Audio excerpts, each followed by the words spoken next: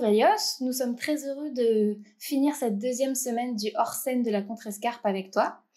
Alors pour commencer, est-ce que tu pourrais te présenter et aussi ton rapport au théâtre de la Contrescarpe? C'est la première fois que tu joues au théâtre de la Contrescarpe et sauf erreur de ma part, c'est aussi la première fois que tu montes sur scène au théâtre en tant que comédien. Comment est-ce que ça s'est passé? Alors pour me présenter, c'est toujours compliqué ce genre de questions. Mais disons pour être très simple, je m'appelle Elios Azoulay, je suis musicien, clarinettiste, compositeur et également écrivain. Moi aussi j'ai vécu donc qui est la première pièce, comme tu le disais, que j'interprète sur les planches et adaptée d'un roman dont je suis l'auteur qui a été publié en janvier dernier chez Flammarion.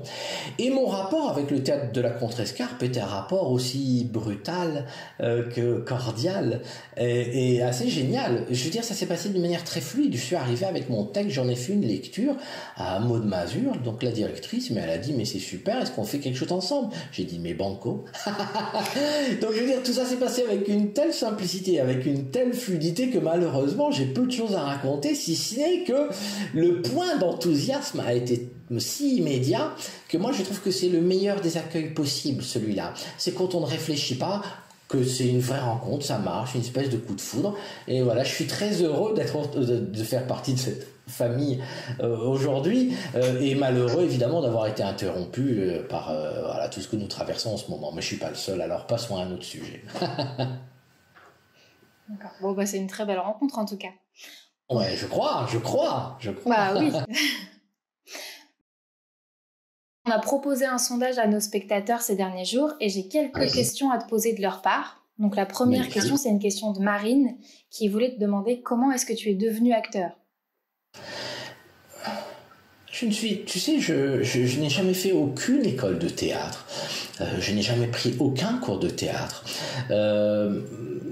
J'ai beaucoup regardé, j'ai travaillé pendant 7 ans dans un théâtre. Donc j'ai pu voir 10 fois, 15 fois la même pièce de théâtre. À l'époque, j'étais travaillé au Théâtre de Nice, qui est une scène nationale. C'est à l'époque que c'était Jacques Weber qui dirigeait cette grande maison. Donc là, j'ai vu vraiment beaucoup de théâtre. Et je crois que j'ai surtout beaucoup lu et j'ai essayé de comprendre les textes. Et il me semble qu'une fois que tu sais articuler et que tu comprends ce que tu dis, il n'y a aucun problème pour être comédien. Tout le reste, ce sont des grimaces. Donc je crois que s'il y a un vrai moyen authentique d'être comédien, c'est d'abord comprendre l'intelligence d'un texte. Et d'ailleurs, on voit tellement de comédiens qui cachent, si je puis dire, le fait que le texte leur est obscur par tellement de grimaces que, évidemment, on n'a plus accès à rien. Après, c'est vrai que je suis un type assez bavard sur scène et que je donne des concerts donc depuis un certain nombre d'années maintenant, mais que j'ai toujours énormément parlé sur scène, énormément parlé. Donc en fait, pour moi, ça m'a toujours paru naturel. Tout le monde m'a dit t'es comédien. Et puis là, il faut avouer quand même que je rentre dans dans le théâtre avec quand même un texte dont je suis l'auteur. Donc avec une musicalité qui m'est tout à fait propre, très personnelle, avec un rythme, si tu veux, une phrase, une façon de phraser qui m'est tellement familière que j'ai pas l'impression de faire plus que ce que je fais habituellement sur scène. Autrement dit, de parler intelligiblement à haute voix et d'être compris par ceux qui m'écoutent, c'est tout. Il me semble, la réponse me paraît très simple, vraiment. Finalement, c'était un peu la continuité de ce que tu as toujours fait, après avoir écrit ton texte, de l'incarner sur scène. Mais je voudrais pas avoir l'air de dire quelque chose de trop... Bon, moi j'ai l'impression que je fais toujours la même chose. Je veux dire que quand je compose, quand j'écris un roman, un poème, un essai, quand je parle sur scène, quand je joue sur scène, quand je me mets au piano, quand je joue de la clarinette, j'ai l'impression que c'est toujours la même problématique. Autrement dit, l'idée c'est, comment dirais-je, de aller se chercher là où on demeure. Je sais pas si je me fais comprendre. Aller se chercher là où on demeure, c'est qu'il y a véritablement un endroit où on résonne. Voilà, véritablement. Je sais pas, c'est un lieu intérieur. Je voudrais pas être trop, tu vois, mais c'est un lieu intérieur. Et ce lieu-là, je sais pas, c'est une manière de se convoquer. Mais vraiment, je suis obligé de l'avouer que, et c'est pas une manière de parler, hein, c'est pas juste de la rhétorique. C'est-à-dire que je suis obligé d'avouer que quand je souffle dans ma clarinette, quand je compose un poème, quand j'écris ou quand je suis sur les planches de la Contrescarpe avec Moi aussi j'ai vécu, pour moi je fais exactement la même chose. Alors naturellement, quand je joue de la clarinette, quand je joue du piano, quand je compose un quatuor à cordes, que sais-je, une pièce pour orchestre, ou un roman, il y a un minimum de technique à avoir. Et pour le théâtre, il faut simplement savoir articuler, se tenir et avoir un rapport à la scène assez fluide quand même. Bon, mais vraiment, je pourrais pas être plus sincère et peut-être plus obscur, je sais pas, mais en disant que non, je fais toujours la même chose. Je vais, je crois, me chercher là où je demeure. C'est toujours comme ça que je l'ai ressenti, pas formulé. C'est toujours comme ça que je l'ai ressenti. Je me suis toujours dit, ah oui, ben voilà, c'est là que ça se passe. Mais enfin, c'est là que ça se passe pour moi. C'est là que je suis. Voilà. Et musicalement comme théâtralement. Et donc on a une deuxième question de Théo qui demande comment est-ce que t'es venue l'idée d'écrire ton livre, Moi aussi j'ai vécu, et pourquoi avoir voulu le monter en pièce de théâtre? C'est très difficile de savoir pourquoi est-ce qu'on commence un livre. Bon, là, en plus, c'est un roman, et c'est un premier roman. J'avais écrit avant 3 autres livres qui étaient des essais, enfin, et des essais dans une forme complètement assez délirante, mais quand même des essais d'histoire ou des récits historiques. Là, je dois avouer que c'est un livre qui m'a complètement débordé. Mais je crois comme toutes les œuvres, dans une certaine mesure, on est toujours débordé par ce qu'on fait. On croit qu'on est en train de faire quelque chose, mais en fait on essaie simplement d'éteindre le feu sous la casserole parce qu'il y a un truc qui se passe et que tout déborde dans une espèce. Donc je ne pourrais pas dire pourquoi. Simplement, je me suis mis à écrire. Je me suis assis et je me suis mis à écrire. C'était pas plus compliqué que ça. Ensuite, le fait que ça finit par faire œuvre, c'est parce qu'on finit par s'attacher à ce qu'on fait et s'arnacher à son fauteuil, et que bon, j'ai eu la chance d'envoyer des pages chez Flammarion et que le texte, les 40 premières pages que je leur avais envoyées, ils les ont suffisamment enthousiasmés pour signer un contrat. Donc un contrat, c'est comme un concert. Quand tu as une obligation, tu travailles avant, tu prépares tes morceaux. Ben là, j'ai terminé mon roman et j'en suis infiniment heureux. Alors comment est-ce que j'ai décidé de l'incarner, si tu veux, au théâtre? Je crois que c'est curieux. J'ai toujours écrit, même mes livres précédents, hein, je les ai toujours écrits dans la bouche. Je crois qu'un livre, c'est vraiment... mais alors ça, peut-être que c'est une vraie déformation de musicien, si je puis dire. Enfin, une déformation ou une caractéristique. L'obsession du rythme, de la musicalité. Je ne sais pas, pour moi, une phrase, quand elle est juste, quand elle est justement prononcée ou justement écrite, il y a quelque chose qui dégringole. Mais qui dégringole juste. C'est de l'ordre, je ne sais pas, il y a une espèce de grâce rythmique qui fait que le livre, on l'écrit à la fois sur du papier, mais on l'écrit également dans la bouche. Donc c'est un livre que j'ai écrit dans la bouche. Donc l'ayant écrit dans la bouche, ça me paraissait absolument normal, comme une espèce de logique, de pouvoir le délivrer sur scène. Et quand je dis délivrer, véritablement, c'est aussi dans le sens de se délivrer de ça. C'est-à-dire, tu sais, un livre, tu vois, c'est vraiment 1,5 centimètre d'épaisseur, mais il y a tellement d'infini là-dedans, que quand tu reçois ton bouquin, t'es très content, si tu veux, c'est tout à fait étonnant, un livre quand même, ce que ça représente. Mais je veux dire que si, dans mon esprit, si ce livre, je ne le jouais pas, ce serait comme composer et ne pas être joué par des musiciens. Je trouverais qu'il y aurait là quelque chose peut-être de triste. Tu vois, toutes ces œuvres qu'on compose mais qui ne sont pas jouées, moi je compose que quand je suis sûr d'être joué, sinon c'est trop la déprime, tu vois ce que je veux dire. Donc vraiment, quand je dis je le délivre, oui, je crois que la parole en plus, et l'obsession que j'ai moi de la parole et du fait de parler, porte peut-être encore plus haut que juste le geste de l'écriture. Donc pour moi, c'était non seulement une évidence, mais par la suite une nécessité, véritable. Tu avais cette nécessité de compléter par la parole ton roman. Ouais, compléter ou j'aurais pas dit le mot compléter, mais tu me comprends, on veut pas jouer sur les mots, mais je dirais plutôt prolonger, tout simplement. D'accord. Enfin, je veux dire, c'est comme si, curieusement, la parole fait écho à l'écriture et le spectateur fait écho au texte lancé. Tu vois ce que je veux dire?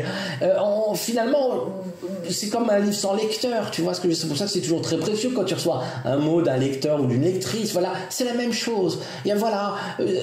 Tout ça, ce sont des chambres d'écho. Et je trouve que le théâtre, en tout cas le théâtre, le fait de le dire, de le gueuler, de l'exalter, de le chuchoter, de le susurrer, voilà, avec des oreilles qui sont là pour t'entendre, bah, c'est quand même fantastique, moi je trouve, en tout cas. C'est un grand luxe. Ouais. Donc on peut passer à la troisième question, une question de Marie qui te demande: la mise en scène de la pièce est très épurée, est-ce que c'est pour que le texte soit mieux entendu? Et quelle importance ont pour toi ton costume et tes accessoires? Alors, on va commencer d'abord par le costume, les accessoires, et puis on parlera de la mise en scène, si tu veux bien, Céline. Le costume, c'est simple, c'est le costume de mariage de mon grand-père. Mon grand-père s'est marié en 1944 avec ce costume. Et c'est mon grand-père qui m'a élevé jusqu'à l'âge de 13 ans. Et il était clarinettiste de jazz. Et donc, tu sais, j'ai donné beaucoup de concerts. Et puis, bon, bah, tu sais, quand tu donnes un concert, tu t'habilles bien, tu mets, je sais pas, une cravate, un gilet, tu t'habilles.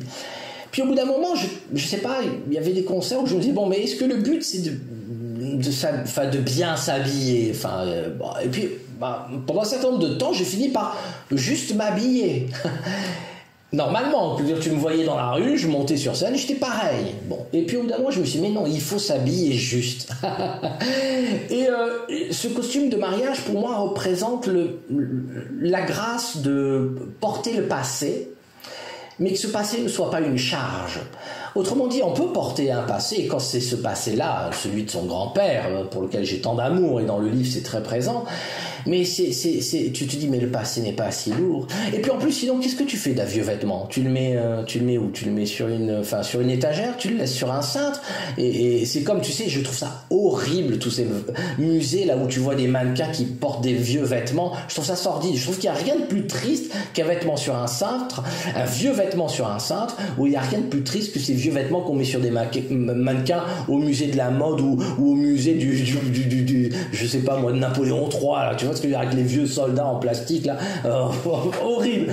Donc en fait, quand je porte ce costume, j'ai l'impression à la fois de porter le passé et en même temps de le projeter dans l'avenir, dans le présent, de lui donner vie. Et puis peut-être que là je parle avec des concepts de temps, mais peut-être que c'est aussi un acte d'amour tout simplement que de porter le costume d'un grand-père que j'ai aimé, tu vois. Et donc à tous mes concerts, il n'y a pas un seul concert où je ne porte pas ce costume, et ça me donne bien sûr une allure un peu chaplinesque parce qu'il est un peu trop court au niveau des bras et il est trop court au niveau des jambes, mais écoute, je trouve qu'avoir l'air d'un clown, c'est pas un problème, hein. Je trouve que les clowns sont des gens beaucoup plus sérieux et que les gens sérieux sont des gens beaucoup trop risibles. Donc ça ne me dérange pas. Et puis il y a, alors pour moi aussi j'ai vécu, il y a ces papiers, puisque j'ai le manuscrit en main. C'est-à-dire que je voulais pas justement que ce soit perçu comme une pièce de théâtre. Je voulais que les gens se rendent compte qu'il s'agit d'un écrivain qui lit son texte. Alors bien sûr que j'incarne ce que je lis, et donc c'est joué. Mais je voulais pas qu'on se trompe. Voilà, il s'agit bien d'un écrivain. Voilà, et donc je garde à la main ce manuscrit, et à chaque fois qu'une page, je lis une page, ben je me délivre de cette page. Finalement, c'est une manière de s'effeuiller, n'est-ce pas? Et je jette cette page, et je finis entouré de toutes ces pétales de feuilles A4 qui sont mon manuscrit. Et alors, pourquoi c'est épuré de la mise en scène, puisque je suis quasiment immobile, tout à fait, en tout cas, les pieds ne bougent quasiment pas. Mais oui, parce que je voulais que le texte soit véritablement entendu. Et puis, tu sais, je me méfie toujours des metteurs en scène. Je me méfie toujours des mouvements. Je crois que dans l'immobilité, il y a vraiment une manière de laisser résonner le texte qui m'apparaît être, à mon sens, comme l'hommage le plus pur. Et honnêtement, c'est beaucoup plus compliqué que de grimacer, que de courir, etc., etc. Et en plus, je dois avouer, alors là, pour le coup que moi, puisqu'on parlait de formation théâtrale et que je dis que moi j'ai j'ai pu voir 15 fois le même Molière, le même Shakespeare, etc. J'ai beaucoup écouté le théâtre. Et les metteurs en scène, je dois avouer, c'est un peu chose curieuse que de dire ça dans un théâtre, mais que le travail des metteurs en scène, 9 fois sur 10 me laisse totalement indifférent. La musicalité d'un texte pour moi est largement au-dessus que n'importe quel metteur en scène, vraiment. Et en opéra, à l'opéra c'est pareil. Je veux dire, je n'ai aucun intérêt. Alors il y a quelques très grands metteurs en scène, mais alors sinon je trouve que 9 fois sur 10, mais alors les metteurs en scène, non, je veux dire, pour moi, pas du tout l'intelligence du texte. Donc en fait, très souvent, je ferme les yeux et j'écoute le texte et c'est ça qui me... Donc voilà, donc l'idée c'était pas d'en rajouter, tout simplement. D'accord, très bien. Bah, c'est très beau en tout cas cette image que tu nous donnes de ta mise en scène sans mise en scène finalement. Ouais, mais je crois que, tu sais, regarde ce que nous sommes en train de faire. Enfin, nous sommes en train de parler immobile. Enfin, et ce serait la même chose. Enfin, ce serait plus chaleureux. Mais si on était attablé dans un bar avec une bière, enfin, je veux dire, on serait pas en train de bondir. Tu vois ce que je veux dire? Je trouve qu'il y a aussi, pardon de le dire encore une fois au théâtre, mais ou à des gens de théâtre, mais je trouve qu'il y a parfois vraiment quelque chose vraiment de tellement compliqué là-dedans, alors qu'il suffit simplement d'articuler et de parler. Enfin, bon sens, il me semble qu'être comédien, c'est d'abord, ça se passe d'abord dans la voix, non? Il me semble. Alors je dis pas qu'il faut nier le corps, je dis pas qu'il faut annuler le corps, bien sûr qu'il faut avoir un corps, qu'il faut savoir s'en servir et ne pas être prisonnier de l'immobilité. Mais mon attention, elle porte d'abord sur le texte, son intelligence et le fait d'être capable de l'envoyer, de l'envoyer en l'air et qui résonne, tout simplement. 4e question. En plus d'être auteur, tu es aussi compositeur. Qu'est-ce qui t'inspire dans la vie de tous les jours? C'est une question de Camille. Qu'est-ce qui m'inspire dans la vie de tous les jours? Eh bien, ce qui m'inspire, c'est tous les jours et c'est la vie.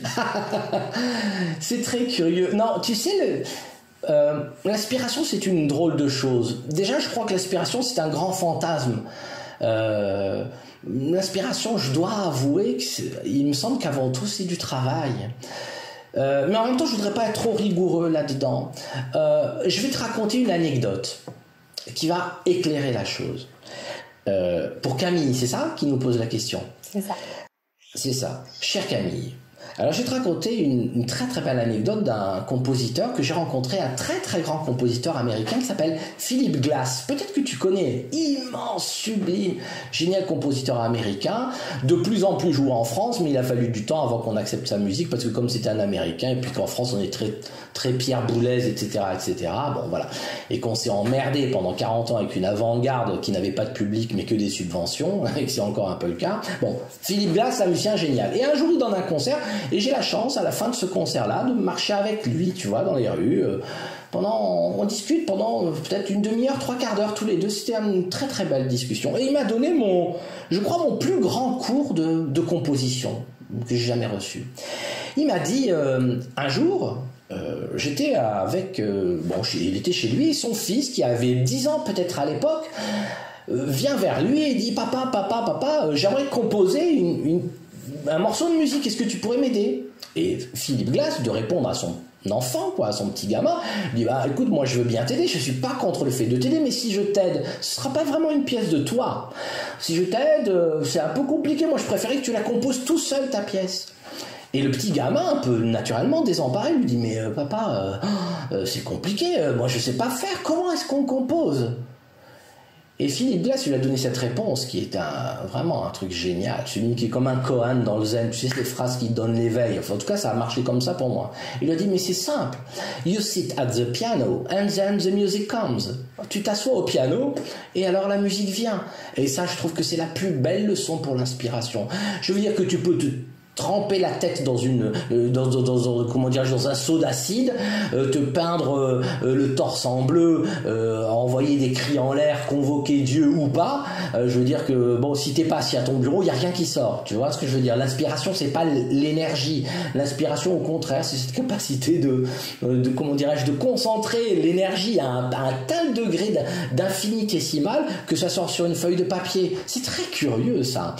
Et d'ailleurs, c'est très différent de la question de l'énergie sur scène et de tout ce qu'on peut dépenser. C'est peut-être pour ça que je suis aussi dans un travail un peu minimal, tu vois, comme on le disait tout à l'heure pour les mises en scène. Je crois qu'à mon avis, tout se passe, mais l'intensité, hein, ça veut pas dire juste un truc mou et faible, hein, mais que même l'intensité se passe de manière infinitésimale, comme ça. Et voilà, pour l'inspiration, cher Camille, you sit at the piano and then the music comes. Très simple. Question suivante, question 5, qui est une question d'Emmanuel. Tu es un musicien de talent. Quelle place a la musique dans ta vie? Oh. Déjà, merci. Oui, je suis un musicien de talent, c'est très gentil. Enfin, merci. Ouais. Tu aurais même pu dire de génie. Pourquoi t'as arrêté en si bon chemin? Mais en fait, la musique a toute la place dans ma vie. Et je te dis, même l'écriture, pour moi, est un acte musical. Donc vraiment, je ne saurais pas définir. En même temps, tu vois, bon, la musique, elle est là, mais du coup, c'est pas une place. Voilà, c'est pour ça que je me dis qu'il y avait quelque chose dans la question qu'il fallait que je corrige, si je peux me permettre, cher Emmanuel. C'est que c'est pas tant une place qu'une présence. Je crois que la musique est une présence. Voilà. Et qu'en tant que présence, elle n'a pas une place précise. Mais je crois que je suis toujours en train de penser à la musique. Mais tu sais, j'écris beaucoup, donc je suis aussi toujours en train de penser à l'écriture. Je crois qu'il y a beaucoup je suis très occupé. Tu vois ce que je veux dire, dans le sens habité. Et la musique, la littérature, la poésie, tu vois, enfin je sais pas, il y a toujours une phrase qui est en train de mûrir ou une autre qui est en train de tomber de l'arbre, tu vois, ou que je m'occupe de ramasser. Et en musique c'est pareil, hein, je peux me retourner, tu vois, là il y a un piano et je peux me mettre à faire une demi-heure, 3/4 d'heure de piano et réfléchir, etc., noter 2-3 choses. Et non, bah je te dis, c'est pas une place, c'est que la musique c'est vraiment une présence pour moi. La question suivante est une question de Léa. Qu'est-ce qui est différent pour toi lorsque tu montes sur scène pour le théâtre de lorsque tu montes sur scène pour la musique? Même si tu nous as dit tout à l'heure que c'était quand même un peu la même chose finalement. Oui, vraiment. Alors peut-être que la différence, c'est que, là où il n'y a pas de différence, je le disais tout à l'heure, c'est qu'il s'agit d'aller se retrouver à la même place de soi. Hein, comme je disais, aller se trouver là où on demeure. C'est véritablement la même chose. Donc vraiment, je suis désolé de ne pas pouvoir répondre. Après, la différence, c'est que dans un, je suis dans une clarinette où je me mets au piano et que dans l'autre, je parle. Donc évidemment, il y a naturellement une grande différence. Mais tu sais, quand tu joues, écoute les grands jazzmen. Écoute vraiment les grands interprètes, les grands jazzmen. Jazzmen ou les grands interprètes de classique. Écoute, je sais pas, Ivry Gitlis, que j'adore par exemple, un immense violoniste. Bon, écoute ces gens-là et tu verras que le sentiment que tu as, c'est qu'ils sont en train de te dire quelque chose. Un grand musicien, c'est un type qui est en train de discourir dans une certaine mesure, il est en train de parler ou de palabrer ou d'hurler ou de chuchoter, mais il est en train de te dire quelque chose. C'est pour ça que je suis désolé de dire qu'il n'y a pas de différence fondamentale autre que le simple fait que techniquement il y en a un où tu souffles dans une clarinette et un autre où tu parles. Donc, mais sinon, fondamentalement, je suis au regret de dire que c'est la même chose. Il s'agit toujours de parler, d'envoyer quelque chose en l'air à quelqu'un d'autre qui l'écoute, c'est tout. Merci. Donc la question suivante est une question de Damien. Quel conseil donnerais-tu à un jeune qui voudrait devenir comédien ou musicien professionnel aujourd'hui? De s'habituer à la peur et de vivre avec et que c'est pas grave. Et que c'est vraiment pas grave. Tu sais, j'ai enseigné pendant presque 13 ou un peu plus de 13 ans, 15 ans, peut-être, je sais même plus maintenant, dans une école à Paris, une école de cinéma. J'ai donné des cours de composition, puis j'ai enseigné à l'université également, et donc j'avais beaucoup de jeunes gens, quoi. qui me disait mais monsieur quand même devenir compositeur c'est compliqué, comment est-ce qu'on fait pour gagner sa vie, moi je trouve que enfin on a peur quoi, mais je dis mais attends, la peur elle est toujours là hein. Pour moi aussi pareil, mais bon c'est la grande compagne de la vie de la création, la peur, véritablement. C'est-à-dire qu'il faut, je crois, il faut être pour je dis pas pour réussir parce que je sais pas ce que ça veut dire réussir. Si réussir c'est d'être je sais pas, si la réussite c'est la célébrité populaire, ça moi pour le moment j'ai pas toutes les clés là, en ce domaine-là. Si réussir c'est s'engager dans une voie qui est la tienne, où même les moments difficiles ne seront pas pour toi des moments de malheur ou des moments de tristesse, comme ça peut être le cas quand on s'engage dans une vie qui n'est pas véritablement la sienne, dans un métier qui n'est pas véritablement le sien. Ben, je veux dire que moi je trouve ça tellement formidable quand même. Enfin, donc non, écoute, je crois qu'il faut avoir pour réussir dans ce sens-là, dans le sens de réussite de soi, si tu veux, je crois que il faut avoir un peu peur, faut être certain que ça va marcher. Et en même temps, il faut avoir vachement d'humilité. C'est marrant, en fait, il y a quelque chose de l'ordre de ce que les gens prendront peut-être pour de la prétention, mais qu'importe, on s'en fout. Mais il faut être certain, il faut être habitué à l'habitude de la certitude de soi et de son œuvre. Ce qui ne veut pas dire que tu n'as pas de doute, c'est l'exact contraire. Non, il faut être heureux dans la création et moi j'arrête d'écrire une phrase quand j'aime cette phrase. Donc je suis jamais malheureux quand je regarde mon livre parce que je l'aime. Tu vois ce que je veux dire, ou une phrase ou un morceau de musique, sinon j'en fais un autre, sinon je barre, sinon je chante. Donc il y a de commencer en étant certain de vaincre, si tu veux. Parlons comme si tu étais un guerrier. Bon, tu es sûr de gagner la bataille, en même temps tu as le respect de ton ennemi. Autrement dit, il y a beaucoup de monde, hein, on n'est pas le seul, donc la concurrence est rude. Et en même temps, tu as la peur, parce que tu peux, c'est la peur de mourir. Mais honnêtement, je préfère la peur de mourir que l'ennui. Hein. Je trouve qu'il n'y a rien de pire que l'ennui.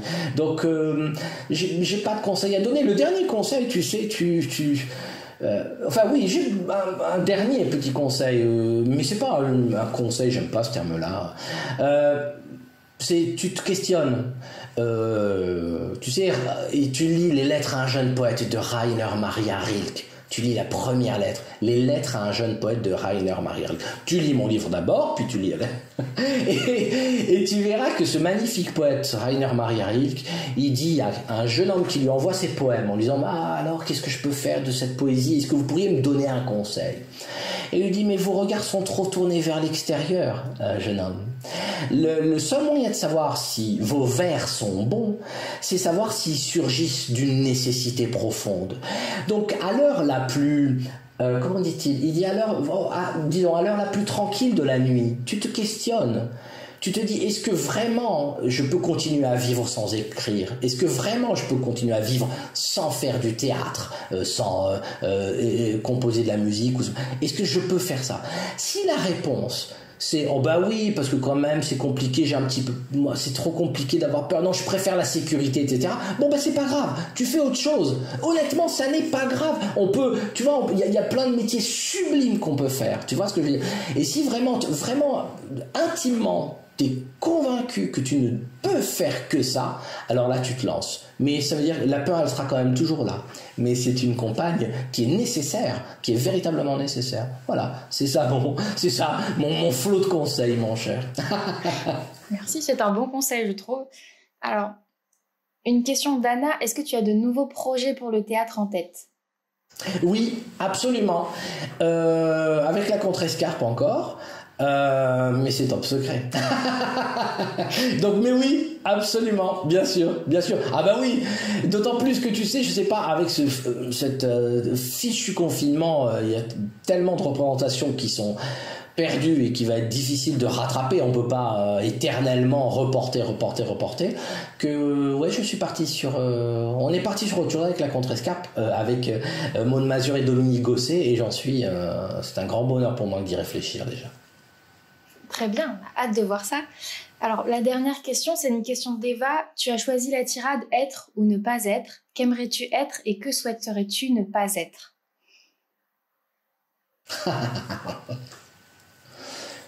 Oh là là, Eva, c'est ça? C'est ça.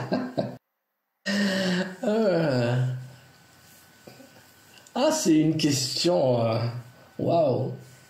Non, mais je crois que... Ah, c'est une question extraordinairement difficile. C'est plus facile à poser c'est plus facile de la poser que d'y répondre, en tout cas. Ce que je veux dire, c'est que, bah écoute, si moi je devais choisir, on passe sa vie à courir après soi, quand même, il me semble. Moi, ce que je voudrais pas, c'est à la fin, si je veux dire, je suis pas à la fin, mais j'aimerais pas, en tout cas maintenant, aujourd'hui, me retourner sur quelqu'un d'autre que moi. Tu vois ce que je veux dire? Me retourner et trouver le visage de quelqu'un d'autre que moi. Tu vois, c'est très français. Par exemple, on va dire Elios Azoulay, bon alors il est compositeur, puis alors il est historien de la musique parce qu'il travaille sur les musiques composées dans les camps de concentration, il écrit des livres, des machins, romancier sur scène. On va dire oui, c'est un touche à tout. Tu sais comme on disait de Jean Cocteau, mais Cocteau il fait des films, Cocteau il écrit de la poésie, Cocteau il fait des dessins, voilà. Et alors il y a une espèce de mépris finalement toujours là-dedans. Et moi j'ai le sentiment, si tu veux, je réponds à la question, je réponds pas à côté, tu vas voir. J'ai véritablement le sentiment que plus je me disperse, plus je m'apparais. Et que donc, ce que je veux être, je le vois dans tout ce que je touche. Voilà. Et que ceux qui appellent ça du touche-à-toutisme et qui pensent que c'est péjoratif, ces gens-là se trompent. Plus je me disperse, plus je m'apparais. Et ce que je vois, c'est que j'ai envie de continuer. C'est tout. Alors voilà. Et alors ce que je ne voudrais pas être, c'est vraiment, tu sais, je crois qu'est-ce que c'est triste parfois de se tromper de vie et d'avoir renoncé en quelque chose. Et c'est là d'ailleurs qu'on voit qu'on peut rejoindre avec la question d'avant qui dit alors être artiste, quel conseil tu donnerais? Bon, faut vraiment, si t'as vraiment envie de ça, bon, il faut pas, voilà, il faut vraiment y aller. Voilà. Donc qu'est-ce que je veux être? Moi je veux être Elios Azoulay et il y a déjà tellement de boulot avec ça que ça m'ira très bien. Si j'arrive à lui mettre la main dessus, ce sera génial. Eh ben, merci beaucoup pour cette interview, c'était très instructif et intéressant. Mais merci beaucoup à toi, chère Céline, de m'avoir écouté. Mais alors ce flot de questions géniales, c'est super, j'adore. Et puis à bientôt au Théâtre de la Contrescarpe, du coup. Mais de tout cœur, absolument, le plus vite possible, chers amis, le plus vite possible. À très vite, au revoir.